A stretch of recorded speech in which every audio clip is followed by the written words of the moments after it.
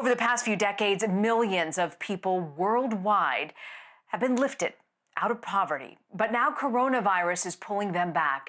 In 1990, more than a third of the Earth's population lived on less than $1.90 per day. By 2016, that figure was down to 10% of the world, driven largely by progress in China and South Asia. Now the New York Times reports that for the first time since 1998, the World Bank says global poverty rates are forecast to rise. The UN predicts 500 million people could be pushed into poverty just by the end of this year. South Asia correspondent Maria Abi-Habib wrote that article for the New York Times, and she joins me now from Los Angeles. Maria, boy, you look at these statistics, millions of faces behind them. Tell us the stories of the people you spoke to about being pushed back into poverty. Well, thank you for having me on such a grim topic, but it's incredibly important and it's not spoken about enough.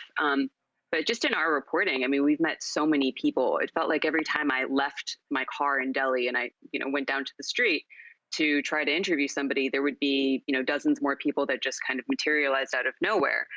Stranded day laborers who said that they hadn't eaten in days, were sleeping on the sidewalks of highways trying to get to, back home, and home was 300 miles away and they were setting off on foot.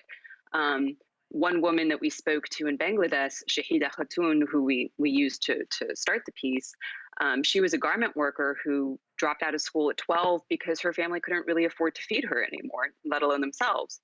And so she went to one of Bangladesh's larger cities at a time when the garment factories were booming and accommodating, fast fashion stores in the US and Europe. And she started, working very long shifts at 12, but it was worth it, she said, because at the end of the day, she was able to provide her family with food and things like chicken that they'd never been able to afford before. And now everything's gone. I mean, she lost her job, and the ladder that she climbed up for economic prosperity, I mean, she's way back down on that. Mm. India is such a fascinating country, Maria, because just in the past 10 to 15 years, you've seen a lot of people who weren't able to afford certain things, mobility, particularly in the upper middle class to wealthy folks. But how is this situation particularly affecting the less fortunate who don't have that access to wealth? Well, the lockdown that everybody's pretty much implementing at this point to stem the flow of coronavirus, I mean, while it's pretty bad in the US and definitely, many people are standing in food lines here, in places like India and Pakistan or Bangladesh, these countries that were so important to basically decreasing world poverty numbers. I mean, you look at India, 270 million people lifted out of poverty in just, the span of 10 years from 2006 to 2016. You look at Bangladesh, it lifted 20% of its population out of poverty since 2000. You look at all of these gains and they really are going to be lost, experts fear, because these countries rely very heavily on demand from Western countries, wealthier countries in Europe or the US, whether it's the garment factory worker in Bangladesh, as we discussed, or the farmer that's selling his or her potatoes to the US. These people rely on Western countries, and when there's a shockwave in Western countries, it hits them very hard. And nevertheless, even in the US, what we see is with poor families, one medical bill, if one person falls sick from coronavirus, that medical bill for any family that's living on the fringe just above poverty, that could just impoverish them and set them back for generations, perhaps.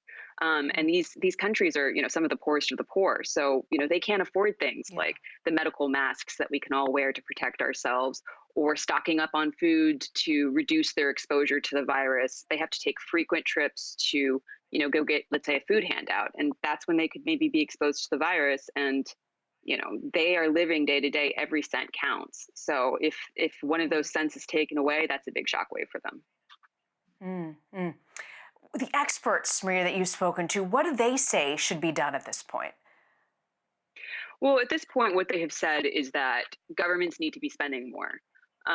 You have 90 countries that have lined up for the IMF asking for help because of the lockdowns that they've had to implement. And these experts are saying that if we want the world to prosper, and that prosperity is not just good for Bangladesh, it's also good for the US, because, at the end of the day, you need somebody assembling your clothes, or, or building your computers. And so if we want poverty to increase, to decrease, and we want people in some of these incredibly poor countries to have less maternal mortality rates, higher rates of literacy, things like that.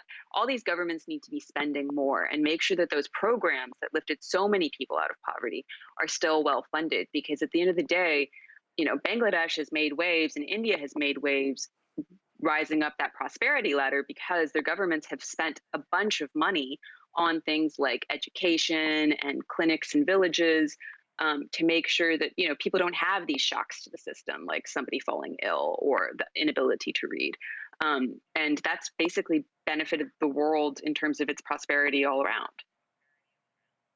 It's just so difficult hearing you say this because eradicating poverty and hunger, there have been such great, as you point out in your article, efforts made over the past few years. And then now in the middle of this coronavirus where you say money is needed, it's just going to be so much harder in the coming years as focus is shifted to dealing with this pandemic, Maria. Yeah, and that's the big scare, right? Is at the end of the day, will these countries be able to fund these programs that have just done so much? And will countries that are more prosperous, like the U.S., I mean, do they have the ability to put money into the global pot to help countries from Africa to Vietnam? Who knows? And that's the problem. Everybody's really strapped for cash right now, so those charitable donations Important will sector of the probably suffer. population. Yeah, such a great point. Maria Abi-Habib, I want to thank you very much for joining us from the New York Times. Thank you.